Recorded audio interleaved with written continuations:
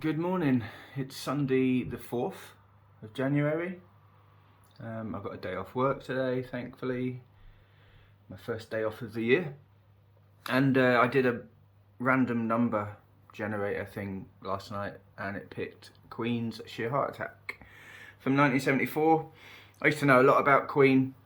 I've got this, I won't call it a skill, I've got a knack of being able to know any Queen album or B-side from the first second of the track, except for the Flash Gordon soundtrack.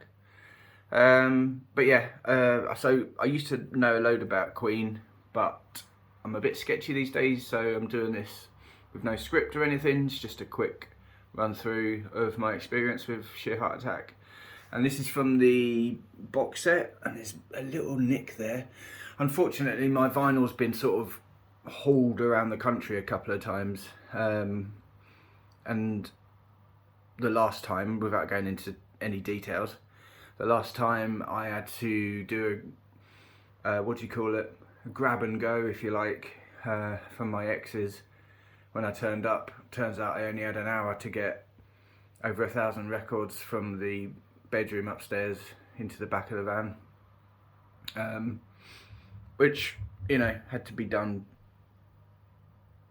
quite quickly, obviously, which meant I ended up not taking a load of other stuff, but that's another story for another time. So yeah, Sheer Heart Attack, Queen's third album, released in '74, same year as their second album, and Queen 2 is possibly my favourite Queen album.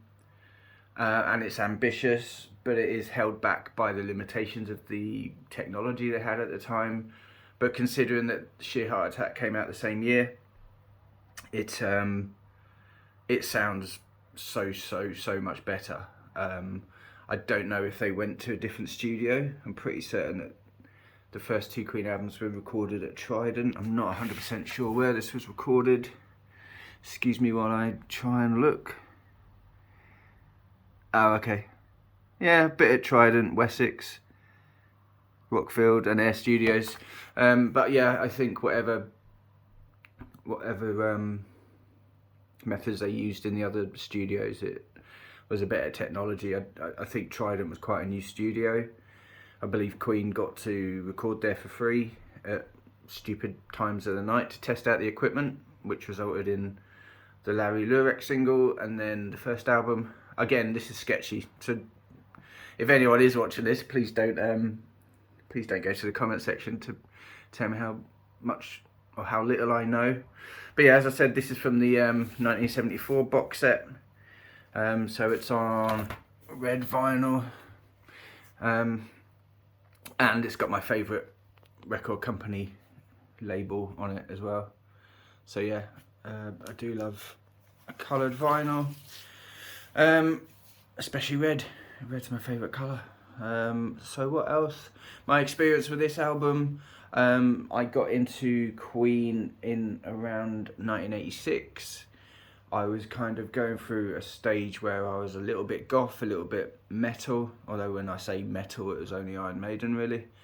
Having listened to pop like Duran Duran, mostly Adam and the Ants. A few other bits and pieces. I quite like novelty singles. Neil's Hole in My Shoe, still a classic. The Max Headroom single, Paranoia, is it called? Madonna. And then someone at school introduced me to Queen. And I don't know, I'm pretty certain they gave me an album or they sold me an album. And what that album was, I don't know. I can't remember what my first Queen album was. But yeah, I'm not going to sit here thinking about it and have dead air. But I think I got Sheer Heart Attack somewhere in the middle because I didn't have a lot of money at the time. I probably had a paper round at that age, so it wasn't enough to get an album. So I kind of relied on gifts at Christmas and birthday. I think I had all the Queen albums by 1988. I know that I was going to London regularly at that point, because I got Roger Taylor's solo album from the Virgin Megastore in Oxford Street. Excuse me.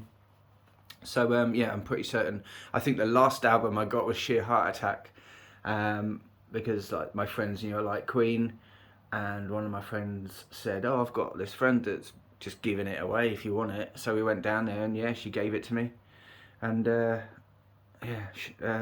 Hot Space, last Queen album.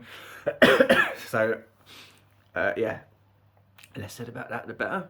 But yeah, Sheer Heart Attack, I think I probably got in 1987 around the halfway point, because I remember listening to it thinking, yeah, Queen are my favourite band now.